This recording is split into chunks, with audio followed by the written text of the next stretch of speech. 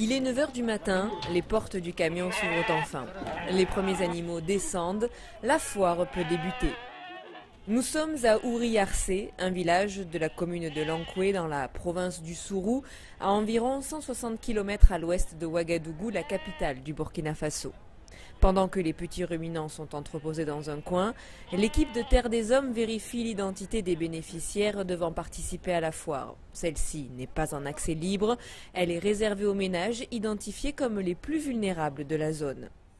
On permet à des ménages qui initialement n'avaient pas d'animaux ou n'avaient pas assez d'animaux de pouvoir recapitaliser leur cheptel et en tout cas avoir des animaux qui vont se reproduire et puis bon, peut-être un jour et pourront peut-être avoir beaucoup plus d'animaux, acheter des bœufs, ainsi de suite. Une fois les identités vérifiées, chaque personne reçoit une enveloppe contenant des bons à valeur monétaire d'un montant de 90 000 francs CFA, soit un peu plus de 135 €. Ah, c'est 90 000 . Direction ensuite la zone de vente. Argent en poche, Boubacar Badini commence à sélectionner les animaux qu'il souhaite acheter. Mais avant d'entamer les négociations avec le vendeur, il prend son temps. Un peu plus loin, d'autres acheteurs s'affairent. Les transactions vont bon train. Avec la somme reçue, chaque bénéficiaire peut acheter en moyenne 3 ou 4 petits ruminants. Ces animaux vont constituer un capital de secours pour ces familles.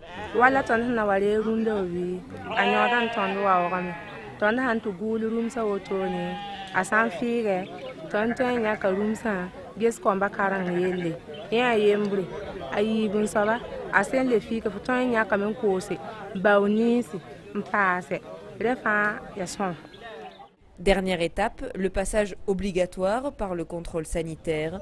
Le vétérinaire ausculte chaque bête avant de les badger.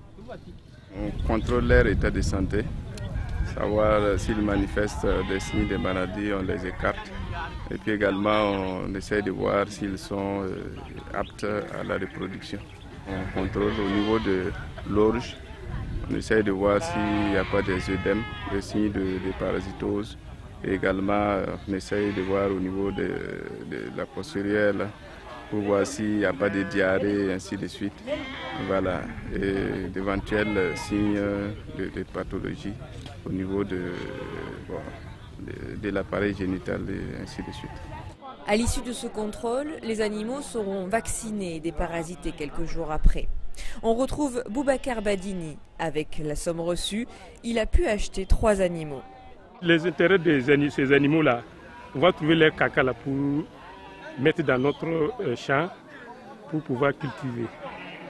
S'il reste encore un peu d'argent, les bénéficiaires ont la possibilité d'acheter ceci, des graines de coton broyées, un aliment dont les animaux raffolent.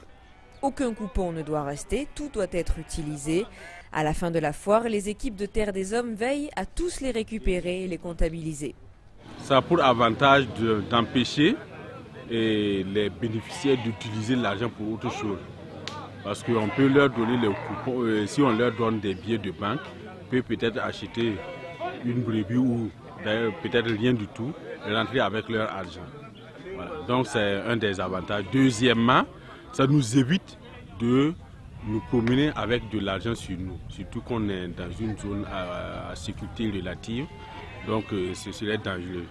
Les prix des animaux sont contrôlés pour empêcher tout risque d'inflation. Pour autant, en aucun cas, cette foire spéciale ne déstabilise le marché local existant. Elle ne vient qu'en complément pour une certaine frange de la population. À l'issue de la journée, certains vendeurs repartiront avec plus de 500 000 francs, soit plus de 750 €. Grâce à cet argent, ils investiront dans d'autres animaux pour augmenter leur cheptel. C'est ce qu'a fait Issa Koussoubé, ancien bénéficiaire d'un précédent projet. Il est passé au stade de vendeur, un exemple de réussite. À cours de projet, j'ai trouvé des PB et puis j'ai vendu plus là, j'ai construit mon propre maison, je dors ça là-bas, à Banosovo. Je peux dire que ça va à moi. Dans le Sourou, ce sont 1500 ménages, soit les 3/4 de l'ensemble des ménages pauvres et très pauvres de la province, qui bénéficient de ce programme Promirian, un dispositif financé par l'Union européenne au travers du Fonds fiduciaire d'urgence pour l'Afrique. Grâce à lui, les populations les plus vulnérables développent des capacités de résilience face aux difficultés et aléas rencontrés et commencent ainsi à sortir de l'extrême pauvreté.